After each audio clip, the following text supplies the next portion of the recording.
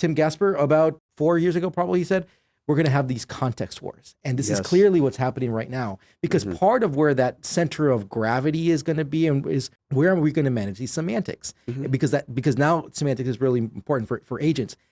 This is It's About Data, episode 75. Tony Baer recorded with special guest Juan Sequeda from Snowflake Summit 2026. Hello, everyone. We're live on tape from Snowflake Summit 2026 here in Moscone Center. And the Snowflake folks, the Snowflake AR team, has been gracious enough to invite us into their studios. So we actually have a reasonably professionally produced edition of It's About Data. And our guest here is actually one of our old friends of the channel, Juan Sequeda. And we're going to have to be, or at least, I'm going to have to be on my guard today because you're honest, no BS. It's like, I don't know how I'm going to be able to deal with that. Well, it's life's too short for not being honest, no BS. So Exactly. here we are. So great to be here. Thanks for having me. And yeah, it's a lot to unpack. And once again, and it will kind of form some context here later, which is, Juan, you were with Data.World, which was acquired by ServiceNow, which is one of Snowflake's partners. Yes. And so, but anyway, so we'll be talking not so much officially about the partnership, but just how what we're talking about, especially with context and semantics, really sort of how it works in the partner ecosystem. But anyway, just one more disclaimer before we dive in. There was just a lot to unpack here at Summit. I mean, like, we just could not do justice to this, in 15, 16 minutes, whatever. I'll just give you just a sampling of some of the news. I mean, we're not going to cover the waterfront here. But for instance, basically Snowflake announced support of Iceberg v3. We'll be touching on that a bit. Streams, with basically our Kafka compatible managed service, deterministic AI functions, and also intent-driven governance. And the other thing that sort of left a lasting impression on me was basically is that Snowflake is really meeting end users and developers where they live. But I think that for the purpose, I guess, of sort of brevity here, we're going to basically deal with, I think, three of the hot topics that really just come to mind, which is looking at focus on AI, agents, and semantics. And I just want to lead into this, which is, I think, the thing which really impressed me, I think, the biggest impression on me here at Summit was that Snowflake really did finally, flesh out what their AI capabilities. I'm not going to talk about AI strategies, but it's basically what's on the ground here. And specifically, they have rebranded what they had been offering as now CoCo, which is short for Cortex Code. That was what the original name was. It's evidently its customers just were referring to it that way. So Snowflake said, why are we fighting this? And also what they call CoWork, which was the old Snowflake intelligence. But just just a few of the highlights. I'm not a laundry list here.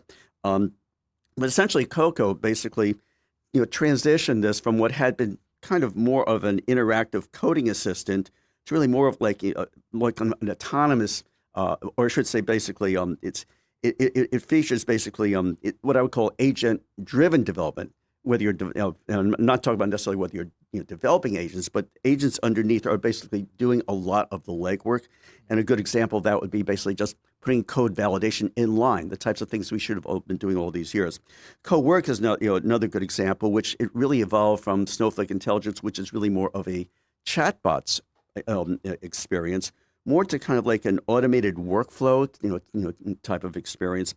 And one of the interesting things that really highlights to me that I found with this, and we're seeing this thing more and more often, is what Snowflake is calling user memory, which is essentially retaining the memory of what users were doing. So if you shut off your machine, it's still going to remember what you were doing, and also, basically, it will help optimize if you're trying to do some new actions. It'll take a look at what are the data sources that you looked at before, what were the types of queries you did. So it is lending, I hate to use this overused term, but context. The other thing is that it also has added some cool things like agent-powered search for deterministic, which provides deterministic answers. But one, I want to ask kind of like, what's been your take on all this? Well, outside of the server? So it's very clear, like the whole CoCo and the CoWork are the two highlights. Right. And it's an interesting analogy or connection with like what Anthropic does, because Anthropic is they have Cloud Code, and they have CoWork, and it's very clear like it has like this nice mapping.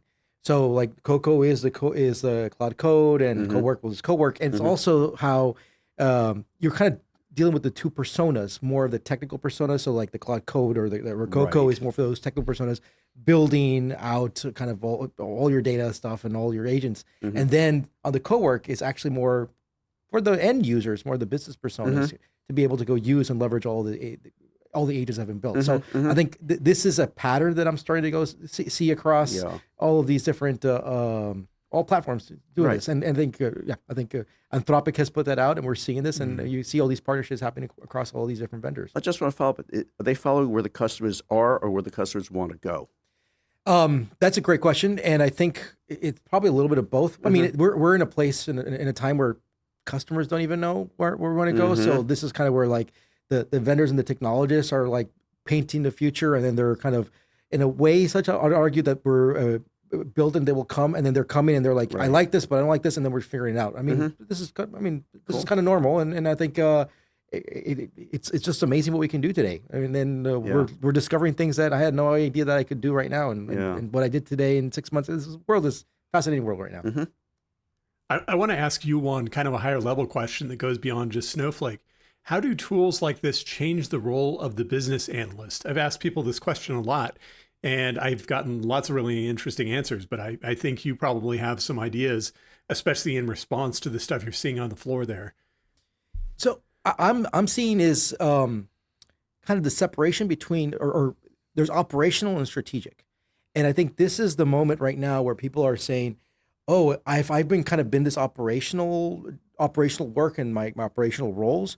A lot of that operations and kind of that that's getting somewhat automated. Like building reports is not something that we're going to be doing anymore, right? So it's that operational work of people being a BI developer, like that's gone. Now it's like what gets more important is like what are the questions, and also not just what am I going to do with this? And I think this is the change. What I'm seeing is, we kind of live in this data is the center of the universe, and now context is the center of the universe, and then we got to do governance. But all of this is really for what? To get work done. And it's understanding like what is the type of work that need to get done. So I call this a little bit as like we're in this pre-Copernicus world where like Copernicus, the Earth was the center of the world, right? Oh, we think data is the center of the world, and now context, but no. What's really the center of the world is getting work done. By the way, obviously data is super important. We need that in governance and all that type of stuff. But those orbit around it enable it to do that. And I think that is the change that we're now going to say, I can now spend my time, my energy, my resources to understand what is the work that needs to get done. And data, governance, analytics, like that is an enabler for that. So really the change here is we have more of these systems of action, these systems of work and workflows and stuff like that. Or really systems of intent. Well, interesting.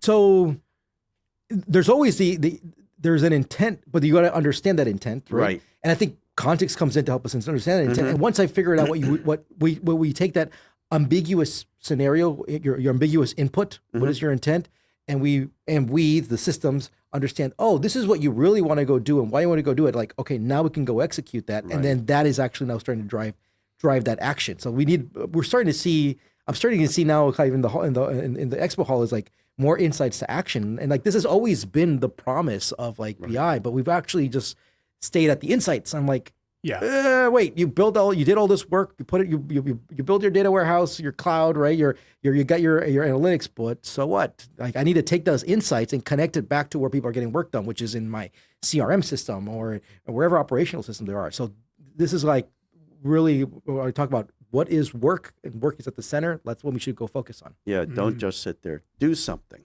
Do something with it. Yeah. Exactly. Yeah. And the thing is, when we're talking about doing something, and we're talking about systems of action, I'm going to use the other A word here, and that being... I wonder which one. Agents. I don't think I think this might be the first time you've heard this here. Agents. Yeah. But anyway, it really is, I mean, what we're hearing, and this has been just a common theme, and it's not surprising, is that agents really are seeming, to listen to basically, like to all the pronouncements this year, they're basically the new, essentially almost like the new runtime and the new experience. What I want to ask you, Juan, is basically, from you're working with customers that you see, what's the level of maturity? What's the level of readiness to basically work with agents or to develop agents, which are two different things. Yep. But so what's your take? So the honest no BS is that maturity level is low. Okay. But having said that, there are the trailblazers, the people who've been at the front, and they're really doing amazing. Mm-hmm. And they're the ones who are on stage here, like all the customers here at Snowflake, like we were doing the keynote on the keynote stage. Like they're the ones who really understand how to they're doing the whole thing, right? They're actually doing they have the data foundations, they're doing their semantics, their context, right? They have their governance in place. Their governance is an enabler, and they're the ones who are the example. But this is, I mean, the Pareto principle, 80-20 rule, probably even less than 20. I would say it's actually at that forefront. So there was one talk that I saw, and people were asking, well, how many have agents in production? Handful of hands went up. How many are experimenting with agents right now? Just a handful of hands went up. So the majority of people are really on the sidelines, and they're like, we know we need to go do something, but they're like, we're still at the basics. But I would ask at that point, which is like, how many folks are actually working with agents, but those agents are embedded in the tools, in the systems that they already work with? It's just all under the hood. I think that I would say that there's, let's call it embedded agents, so there's but those are probably more chatbots that actually do agents, because you still need to do those agents actually understand your intent? Do those agents actually understand your intent? Do they understand the context of your business and your workflows and stuff like that? I don't know. So I think it's very clear that there's a very clear North Star. But the path to get there, there's still obviously a lot of work to be done. And that path, I think it's kind of clear what needs to be done, and people just need to start executing it. But don't boil the ocean, right? It's kind of the obvious things. And then start with kind of what is the business value you want to get to, and then go backwards from that. I mean, I'm saying the obvious, but again, I say this again, we got to state the obvious over and over again. But it's the obvious with any new, any new basically generation of technology. And obviously, I mean, in part and parcel of all this, and again, this is, comes under, let's not try and boil the ocean on this episode, but we're talking about, generative governance and security. And Snowflake introduced, I think, a fairly interesting feature, basically, about agent identity. And the thing is, if you think about that, that's kind of deep in terms of, like, not what are these agents doing, but who are they representing, and therefore, what should they be authorized to do? And ultimately, it's the people behind all this and the roles behind all this. But again, I think Snowflake has opened up a very interesting, but an important Pandora's box here. That's something that we're all going to have to deal with. So, but anyway, Matt, what's your take on this? So actually, this brings to mind what you just said, Tony, and more broadly, just because we've harped on this theme for so long, and Joe and I did as well.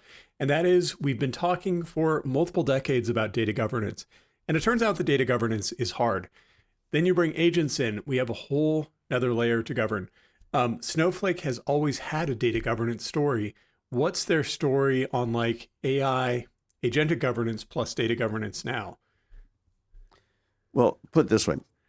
I won't be able to give you a full recitation at this point. But as I said, to me, agent identity is, I think, very elemental here. Yeah. Because, I mean, at the end of the day, okay, yes, we need to have safeguards in terms of basically, guardrails on the, in other words, like not like OpenClaw, like delete database.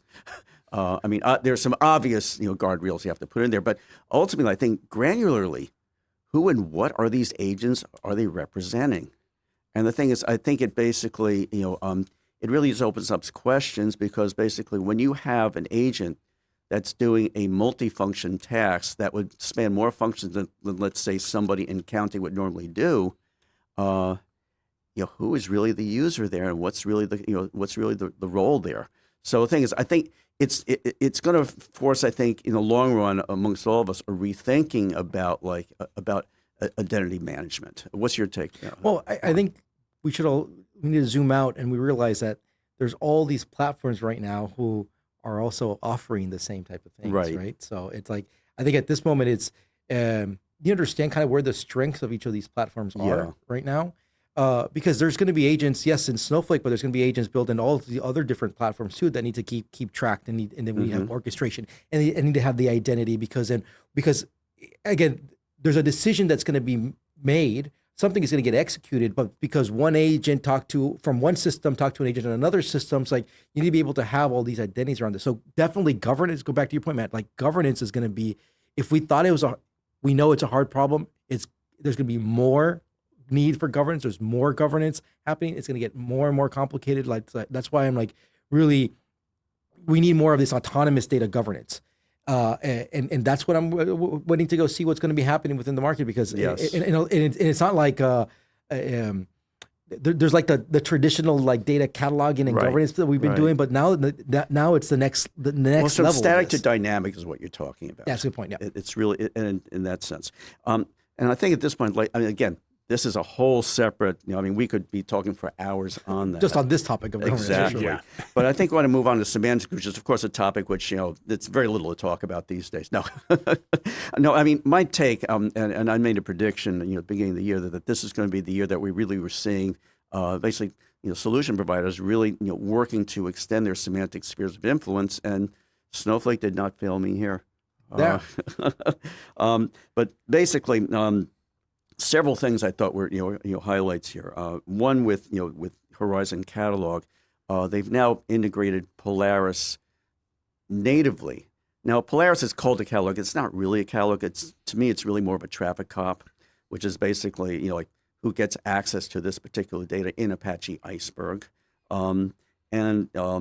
Interesting in terms of right now. Obviously it's been it's been very much of a Snowflake backed initiative. Dremio has been one of their big one of the big supporters. Dremio has just been acquired by SAP, so that could potentially have some very interesting import there in terms of tying in with the world of business technology, business transaction data. Horizon Context, which is and this is I think where you're kind of using AI to collect signals to help run AI, and it's basically it's looking at what's being done with with data, the lineage. It's looking at obviously it's doing metadata harvesting, but obviously we've been looking at metadata harvesting and recently adding AI to do that. But I think it's a very to me it's a very logical extension of the data catalog. What's interesting with getting back to Polaris is that in the Apache Iceberg world, it could conceivably bring in data that's not managed by Snowflake. And I had a really interesting discussion with someone at lunch. They're starting to implement Iceberg. They're a Snowflake customer. They're also a Databricks customer. And I think they might be a Google BigQuery. They mentioned one of the others. And I asked them at this point, I said, how are you looking? Okay, that's great. How are you looking to regulate access? What's going to be and he said, we hadn't thought about that yet. The other interesting thing, of course, along the same theme, it was what Snowflake calls open data sharing. Now, it's not that Snowflake's data sharing protocol is now open source. No, it's more that basically through Iceberg, we can now extend Snowflake data sharing, which has been elemental to their data cloud since like 2018 or something like that. But it's another step in extending that semantic sphere of influence. Juan, what I want to ask you, and it's not so much basically in terms of what ServiceNow's position, but you're a partner and you of course have your own semantic sphere. So how this and you folks are partners with Snowflake. So I want to ask more generically, not specifically what ServiceNow is doing, but how does this impact how partners work with each other with their semantic spheres, and also how does it really impact at the end of the day the customer? Yeah, for sure. So at ServiceNow we partner with Snowflake, and it's great. Like even interesting, Snowflake announced that they have a zero copy connectors, and they can connect to the ServiceNow, and ServiceNow also has zero copy connectors. They can connect to Snowflake. And one of the things I tell people is like, hey, ServiceNow also does data analytics. Like this is why all these interesting partnerships are coming in. So one thing I want people to take away is this is the moment to really start thinking about more strategically about your vendor strategy, your partnership strategy, because it's clear that everybody, all these different partners, all these vendors are saying we can do everything, or we do the governance here, we can do the catalog here, we can do your semantics here. So that's one thing to understand. Where is your center of your gravity of data, of use cases, of where works get done?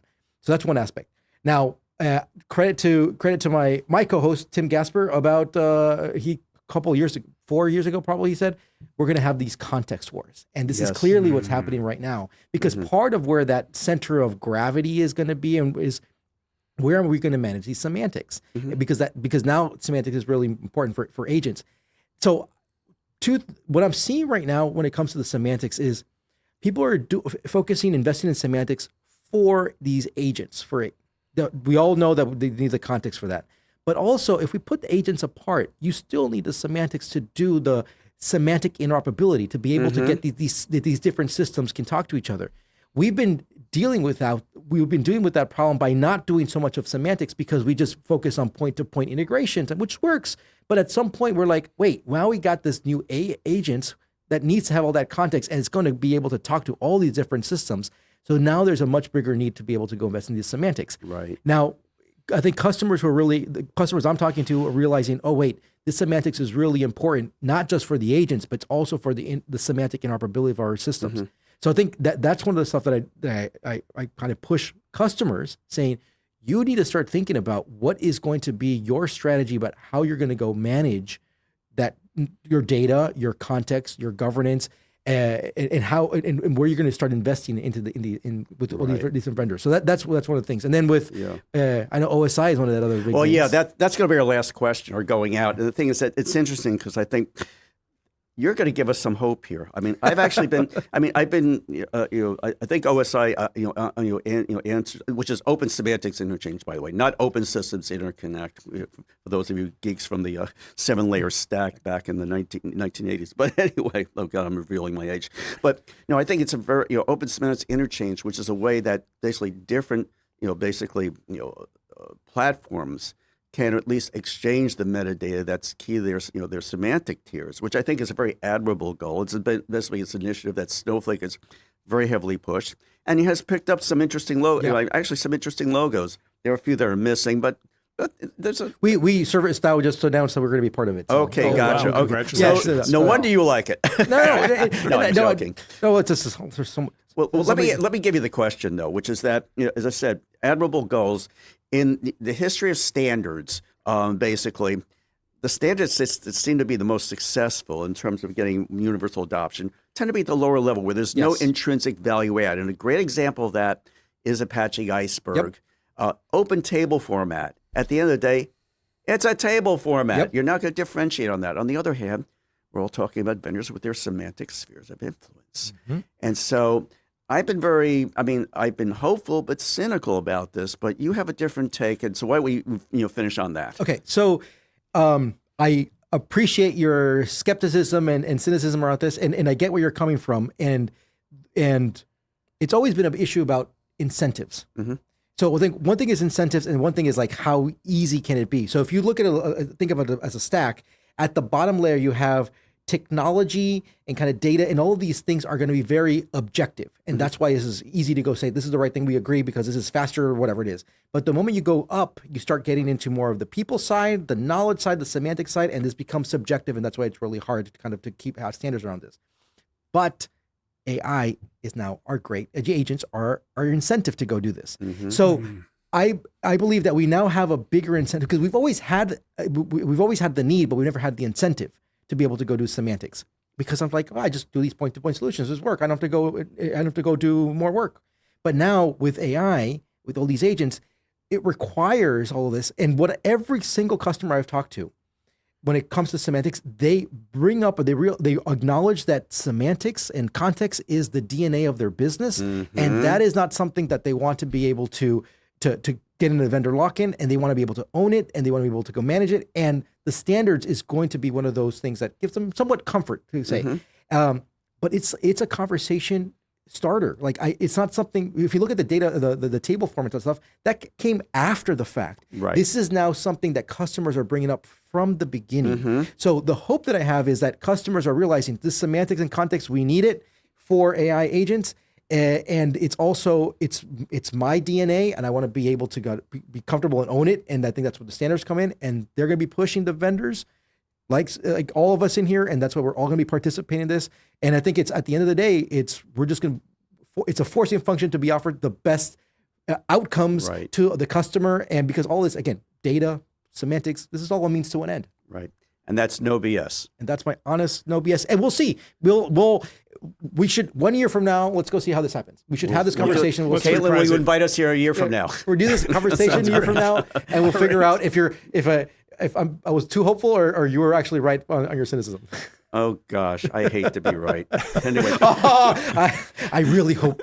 I have hope. I have hope. you hope I'm wrong so desperately. But anyway, Juan, I very much appreciate your you're taking a chance to stop by from your schedule. Caitlin, thanks for basically clearing the stereotype. Caitlin from Snowflake. Matt, as always, you keep us alive. Thank you both. Okay. And Thanks. we'll see you both very soon, I hope. So Definitely. Bye, everybody. Catch you Thanks. later. Bye-bye. take care.